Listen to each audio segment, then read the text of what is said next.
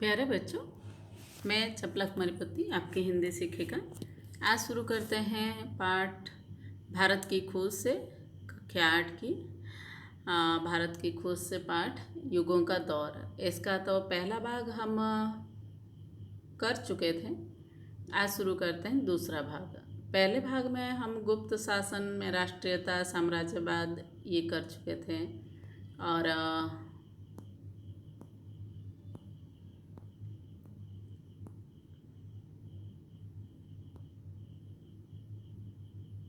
ये भी कर चुके थे। आज शुरू करते हैं भारत का प्राचीन रंगमंच। देखो, भारत का प्राचीन रंगमंच, भारतीय रंगमंच अपने मूल या संबंध विचारों से विकसित और पूरी तरह से स्वतंत्र था ही। इसके भारतीय रंगमंच बहुत प्राचीन काल से शुरू हुआ है। तो लेखक का मानना है कि शायद ऋग्वेद के समय से ही ये शुरू हो चुका है। ऋग्वेद की ऋचाओं में संवादों का खोज मिलता है। जैसे नाटकों में संवाद होता है, उसी तरह ये नाटकीयता उसमें पाई जाती है। रामायण, महाभारत आदि नाटकों का भी उल्लेख मिलता है और कृष्ण लीला संबंधित गीत, संगीत, नृत्य भी इस तरह नाटकों में आरंभिक तौर में किया गया है। ईसा पूर्व 6वीं या 7वीं शताब्दी में पाणिनि ने व्याकरण की रचना की थी और उनमें उनकी उस रचना में नाटकों का उल्लेख भी मिलता है, अर्थात वो नाटकों के बारे में बताए गए हैं। तो भारत में रंगमंच और कला जो है उसका मूल माना जाता है नाट्यशास्त्र को। नाट्यशास्त्र की रचना भरत मुनि ने की थी और इसकी रचना 3री शताब्दी तक हुई थी। तो ये माना जाता है कि नाट्यशास्त्र के ऊपर जब ये ग्रंथ लिखा गया है तो नाटक या रंगमंच की कला जो है इससे पहले जो है विकसित हुई होगी। तभी ना इसके ऊपर कैसे नाटक किया जाता है, इसकी शैली, इसकी भाषा, ये सब के ऊपर इतने विस्तृत रूप से वर्णन किया गया है नाट्यशास्त्र में। देखो, तो बच्चों अब देखते हैं नियमित रूप से नाटक, संस्कृत नाटक जो है दूसरी या तीसरी शताब्दी में लिखी गई है और ये पूरी तरह 3री शताब्दी में प्रतिष्ठित हो चुके हैं जो नाटक हम देखते हैं। नाटक में रचनाकार और नाटकों का अक्सर हवाला दिया जाता है। ठीक है, ऐसे नाटककार हैं में से एक है, सबसे पहले हम मानते भास को। और इस शताब्दी के आरंभ में उनके 13 नाटकों का संग्रह खोज से मिला है।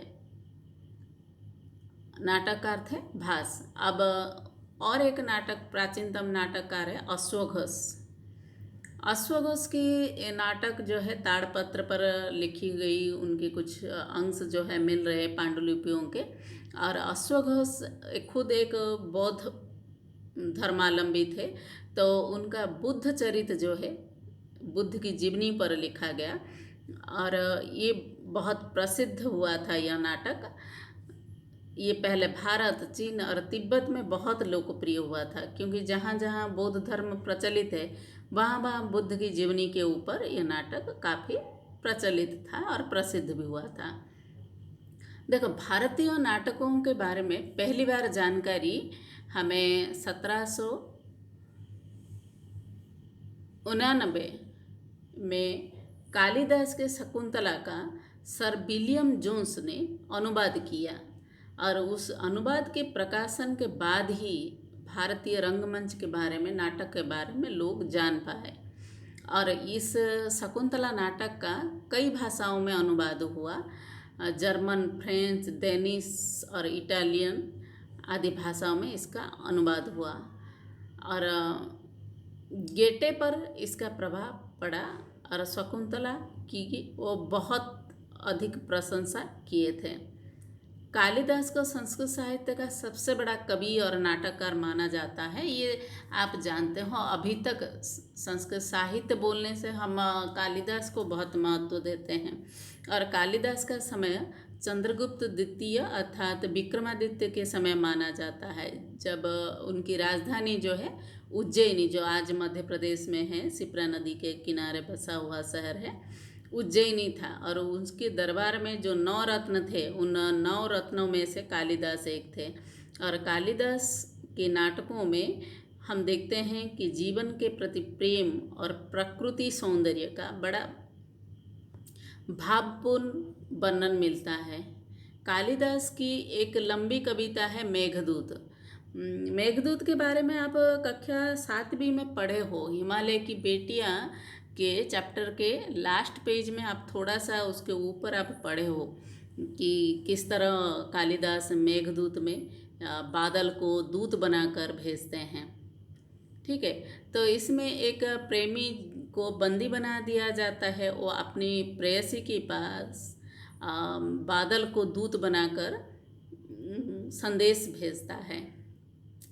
तो कालिदास संभवतः काफ़ी पहले बहुत प्रसिद्ध नाटक की रचना हुई थी, शूद्रक का मृच्छकटिकम। मृच्छकटिकम यानी मिट्टी की गाड़ी, जो कुछ हद तक बनावटी नाटक है। ठीक है, और इसमें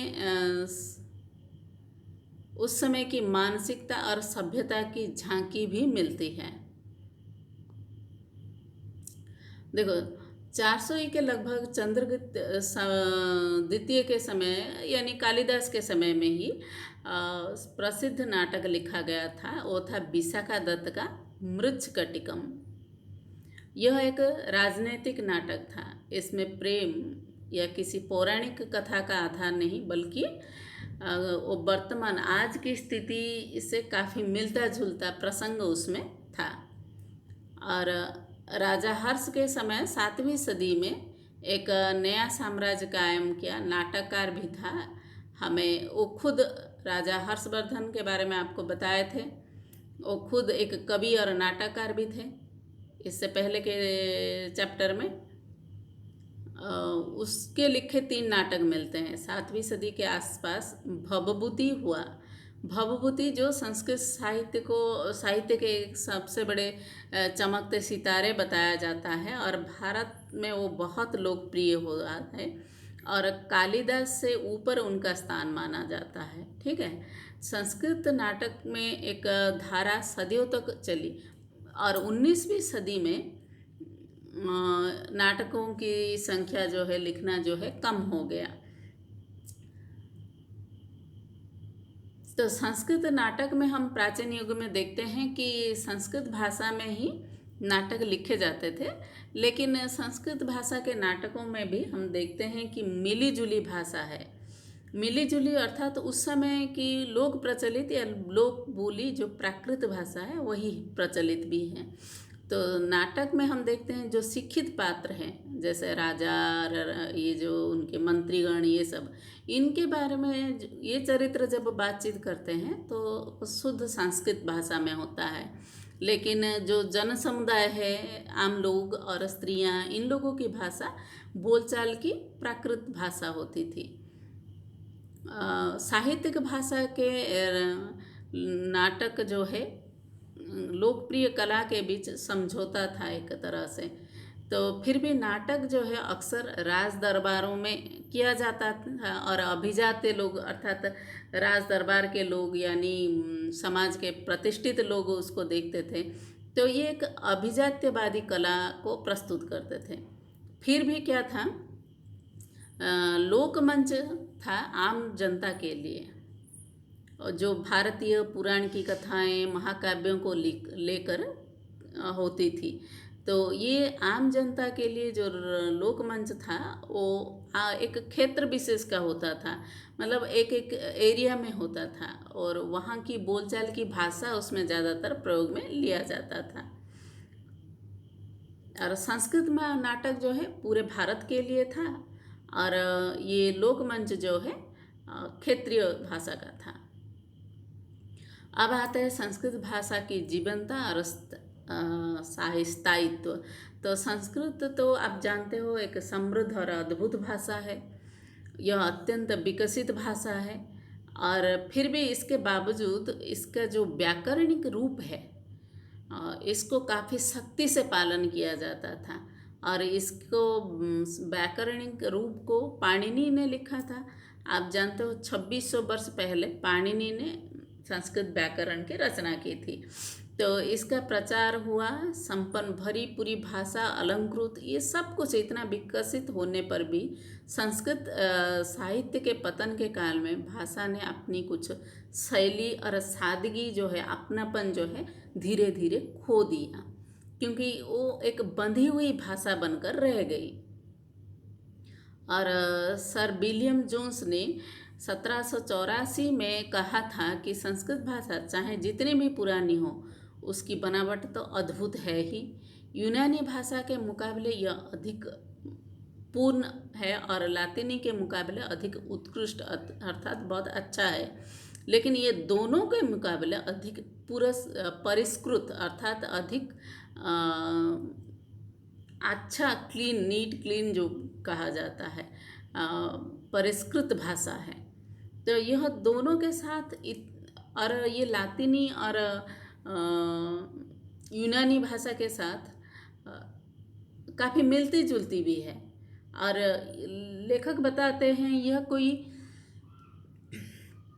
आकस्मिक घटना नहीं हो सकती है।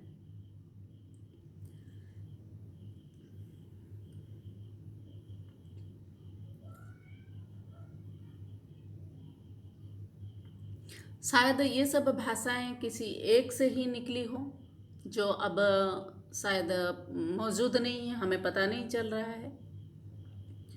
तो संस्कृत आधुनिक भारतीय भाषाओं की जननी है। हमारे जितने आधुनिक भारतीय भाषाएं हैं, हिंदी, बंगाली, आसामीज, गुजराती, उड़िया, ये सब आप देख रहे हो ना, ये सब भारतीय भाषाएं, आधुनिक भाषाएं जो है संस्कृत से ही निकली है।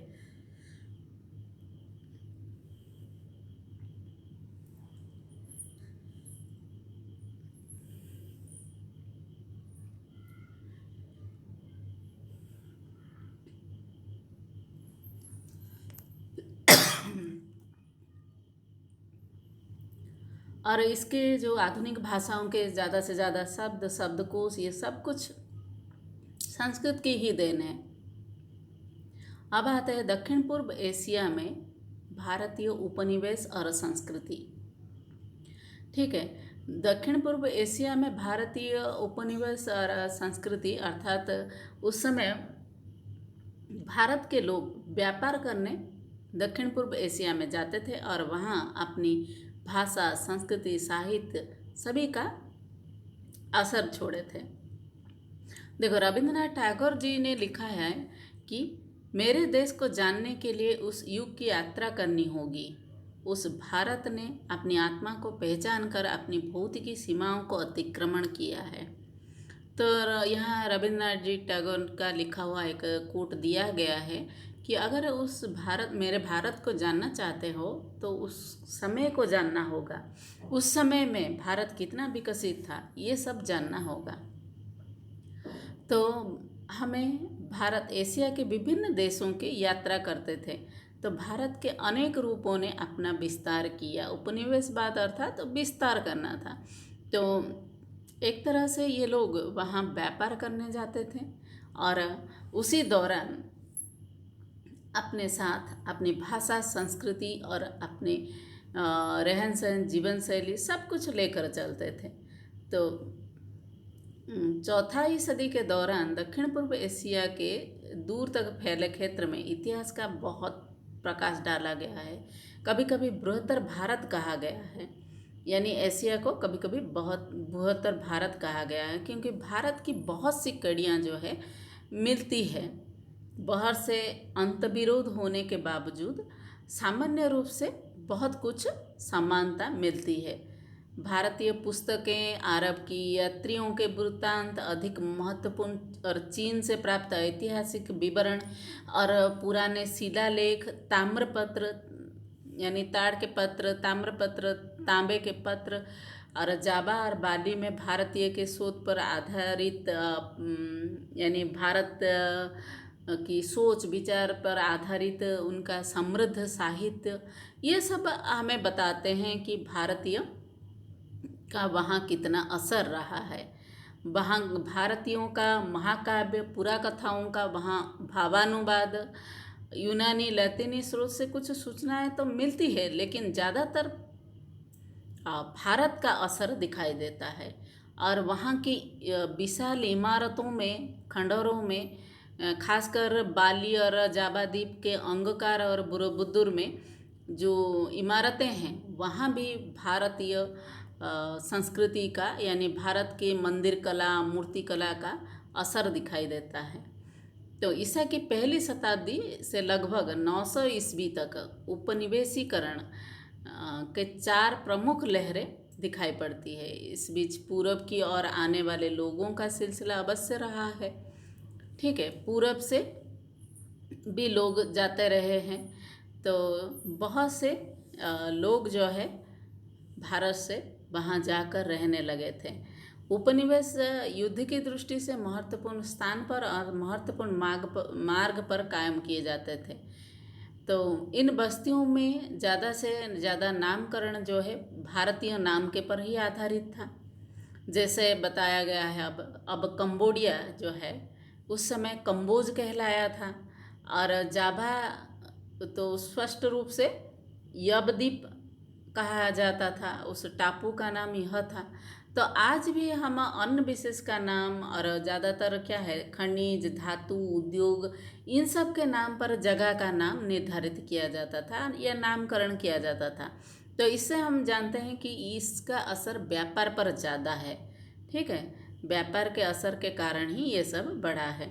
तो लोग व्यापार करने जाते थे, और व्यापारियों के साथ साथ धर्म प्रचारक भी अपने धर्म के प्रचार प्रसार के लिए वहाँ जाते थे, क्योंकि धर्म के प्रचारक जाएंगे तो धर्म का प्रचार प्रसार करेंगे अलग अलग देश में।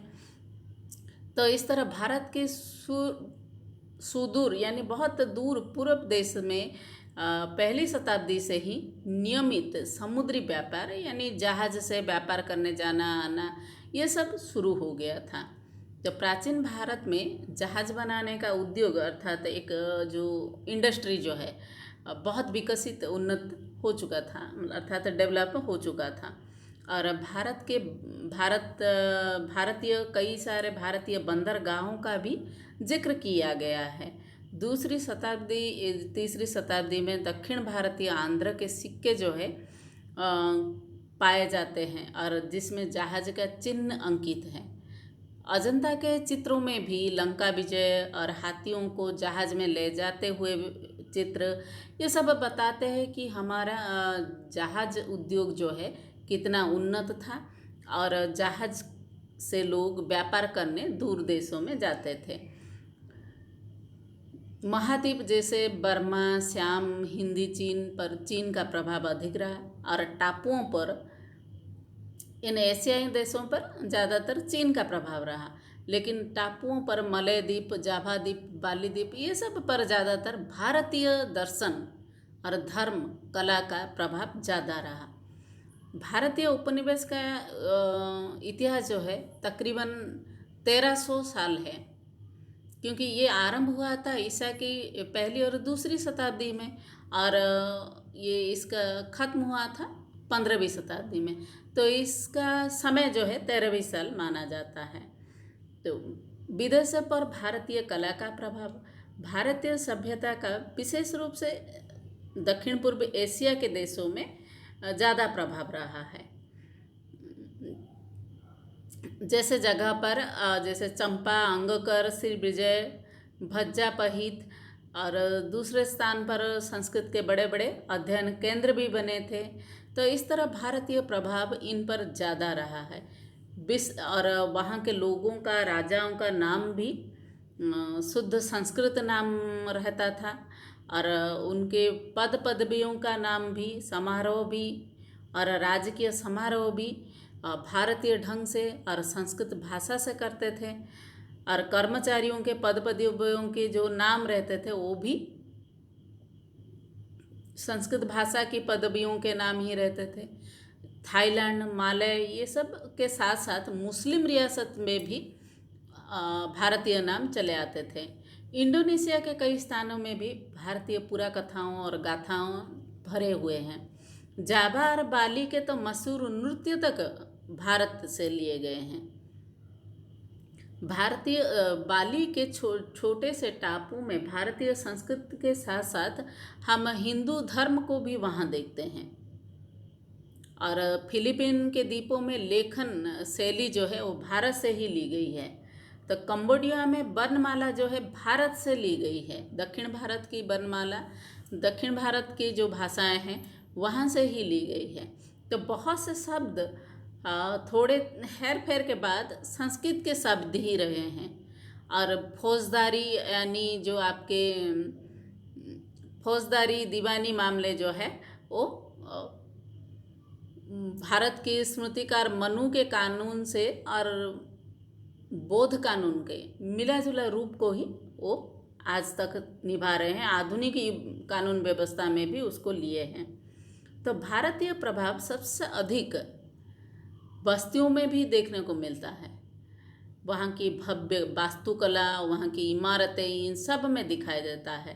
अंगकर और बरोबुदुर की जो इमारतें हैं और जो मंदिर हैं उसमें भी भारतीय की संस्कृति और भारतीयता की झलक दिखता है। जावा में बरोबुदुर में बुद्ध की जीवनी कथा पत्थरों में उत्तीर्ण है, अर्थात पत्थरों में खोदा गया है। और कई स्थानों पर जो नक्काशी पत्थरों में की गई है उसमें विष्णु, राम, कृष्ण की कथाएं भी नजर आते हैं। अंगकोरबट की विशाल मंदिर में भी खंडहर के विस्तृत क्षेत्र मिले हैं। और बनावटी उस इमारतें में, उस मंदिर में बड़ा सा झील, पोखर, नहर और उसके ऊपर पुल, बड़ा सा फाटक, ये सब देखने से लगता है जैसे भारत का ही वो बसा हुआ एक शहर और मंदिर है। और वहाँ का एक बुद्ध का रसीर का मंदिर मूर्ति भी है जो मुस्कुराता हुआ है। उसको देखने से लगता है जैसे कंबोडियाई रहस्यमय कंबोडियाई देवतुल्य चेहरा है और बड़ा मोहक और विचलित करने वाला है। बहुत रहस्यमय लगता है वो उसको। तो अंगकार के प्रेरणा भारत से ही मिली है।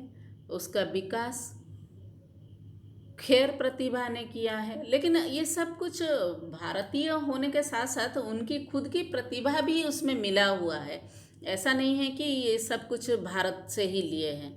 लेकिन इस मंदिर को बनाने वाला, उस मूर्ति को बनाने वाला जो है, उस समय का राजा जो है उसका नाम जयवर्मन सप्तम था।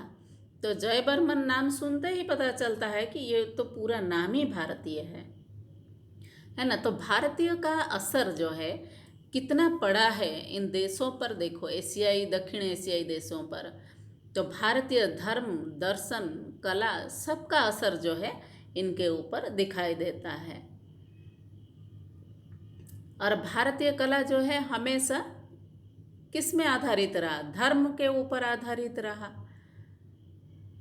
और भारतीय कला में सौंदर्य या आनंद तो मिलता ही था, साथ ही दर्शन भी रहते थे।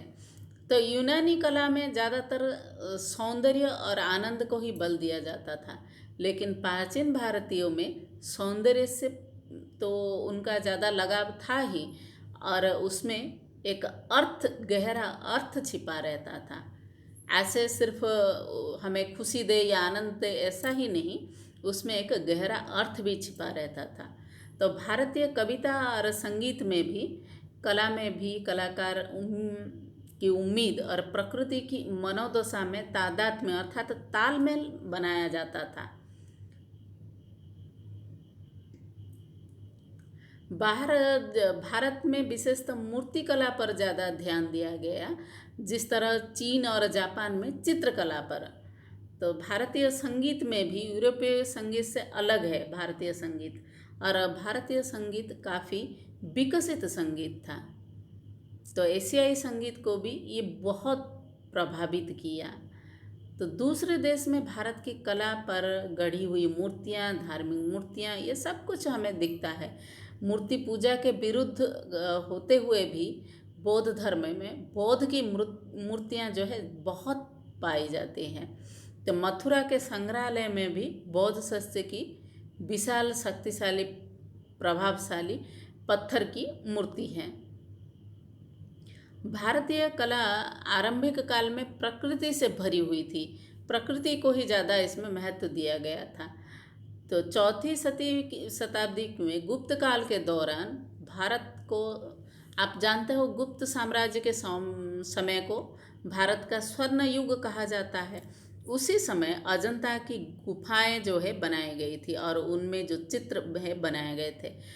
अजंता के वो चित्र जो है बौद्ध भिक्षुओं ने बनाया था, लेकिन उन चित्रों को देखने से ये लगेगा ही नहीं कि ये कोई समाज से दूर एक भिक्षु लोग बनाए हैं।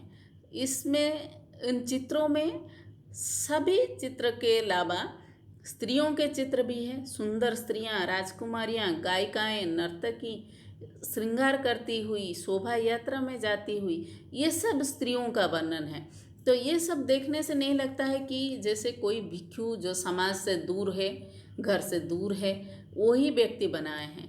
तो ये सब चित्र देखने से वो चित्र बनाने वाले बहुत ही प्रेम से बनाए हैं, तो वो समाज को पूरी तरह से प्रतिबिंबित कर रहे हैं।